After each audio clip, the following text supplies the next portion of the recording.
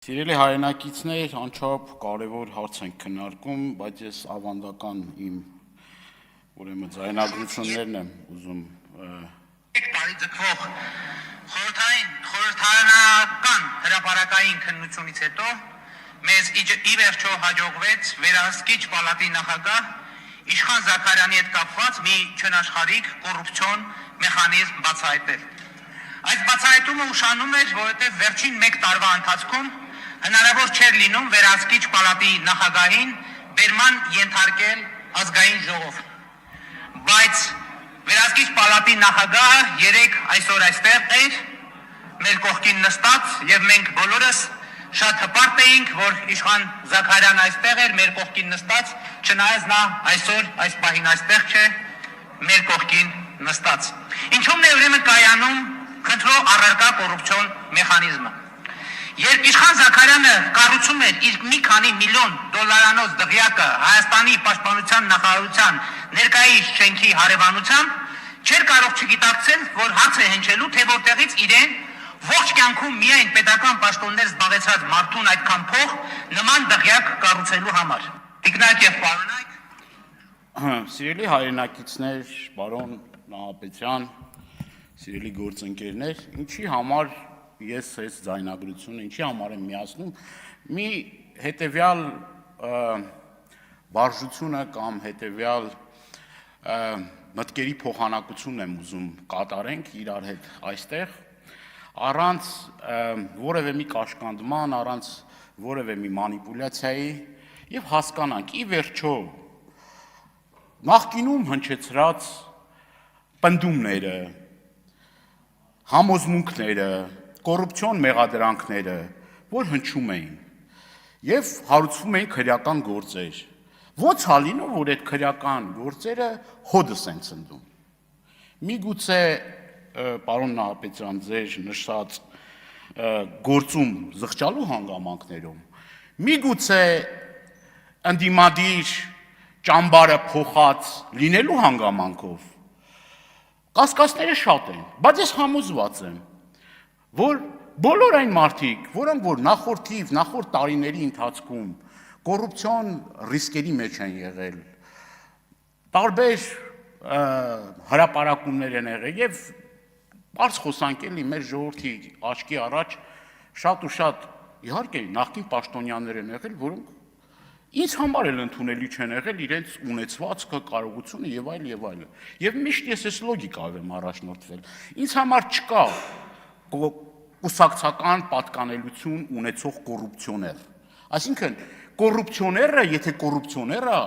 կապ չունի ինչ կուսակցությունից է, ինչ դաշինքից է, խնդրեմ ինձ մի ընդհատեք։ Ինչ դաշինքից է, կապ ունի նա, որ այդ տվյալ անձնավորությունը պիտի կրի պատասխանատվություն, բայց հրաշք, այդ անձնավորությունները, երբ որ նախկինում կոռուպցիայի մեջ թաթախված, ըստ օդում կախված տվյալների, ես քանի որ դատական վճիռ չկա, չեմ կարող այդ պնդումը անել, եթե իրենց, այսպես ասած, այս իշխանության տրամաբանության մեջ են գործում, խնդիր չկա, Նավասարդ Կճոյան, խնդիր չկա, բոլոր շատ անուններ կա, խնդիր չկա, գործերը կարճվում են, պրոբլեմ չկա, ճամբարները փոխում են, պրոբլեմ չկա, գլխարկները փոխում են, պրոբլեմ չկա, ստեղ պրոբլեմ չկա, դուք ստեղ պրոբլեմ չեք նկատում, բայց երբ որ ինձ համար ամենակարևորը ընտրովի արդարադատությունն է, ինձ համար կարևորը մեր այն քաղաքացին, որը որ դժգոհ է, տարբեր ժամանակահատվածներում դժգոհ է եղել, մենք ինչ ենք անում ստեղ, այդ համակարգերը ի վերջո պիտի գործեն, թե յուրայիներին ամեն ինչ, ընդդիմադիրներին, հետապնդումներ և, այսպես ասած, գործերի ոչ արդյունավետ ընթացք։ Սա երեսպաշտություն է, սիրելի հայրենակիցներ, և ես օգտվելով այս ամբիոնից ուզում եմ խոսել մեր հայրենակիցների հետ, սիրելի հայրենակիցներ ջան, նորից մեկ անգամ ևս վերահաստատում եմ իմ այն պնդումը, որ կոռուպցիան չունի կուսակցական պատկանելություն։ Հովանավորչությունը Հայաստանի Հանրապետությունում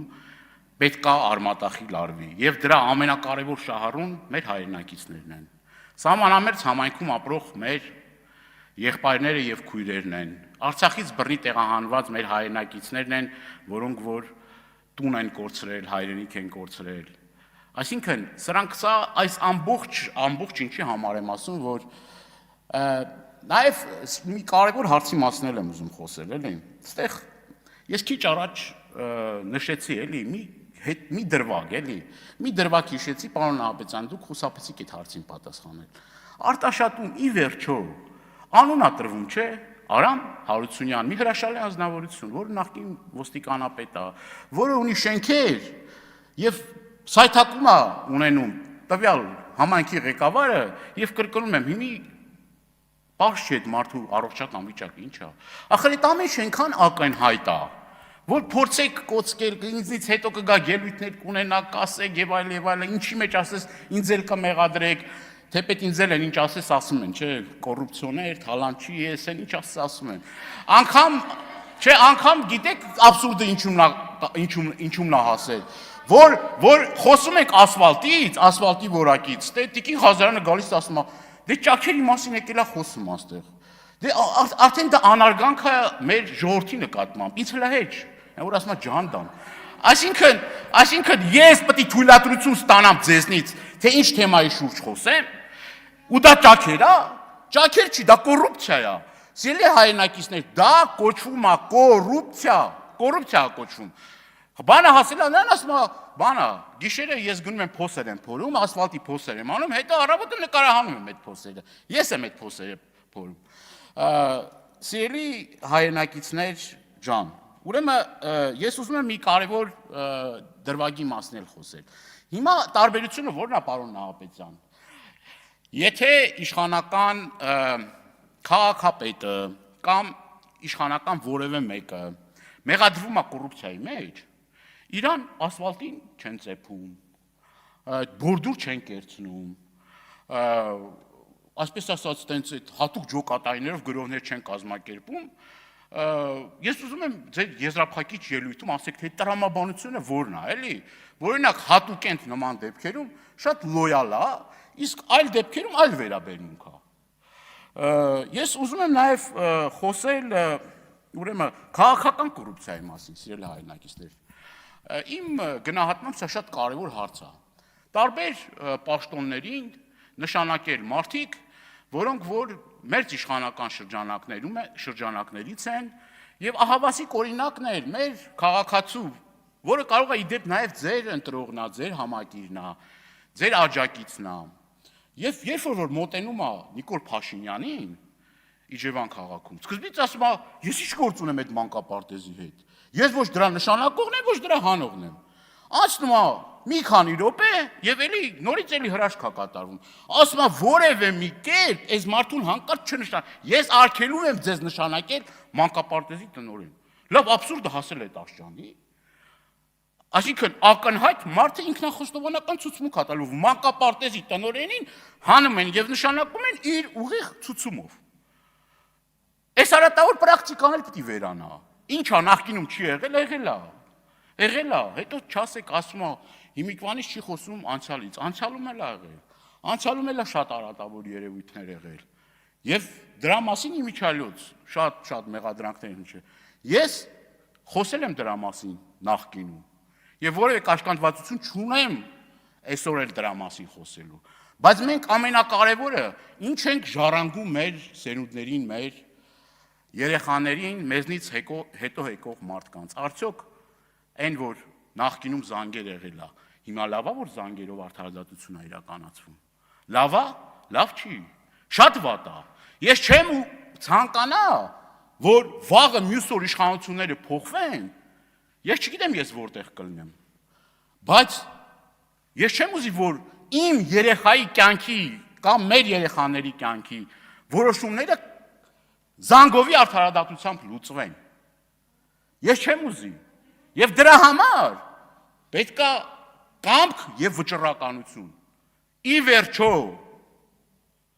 ճշմարտությունը, բարոյականությունը, արդարադատությունը պիտի գերիշխի այս երկրում, թե ոչ, թե պիտի տենց կոսմետիկ բաներ անենք, խոսանք, գանգստենք, մեկս մյուսի բաներ ասենք, գնանք տներով, չգիտեմ, ռոլիկներ սարքենք, ուրախանանք, այսքան սրտիկ, այսքան չէ։ ժողովուրդ, ամենևին մեր բանուգործը դա չպետք է լինի։ Շնորհակալ եմ։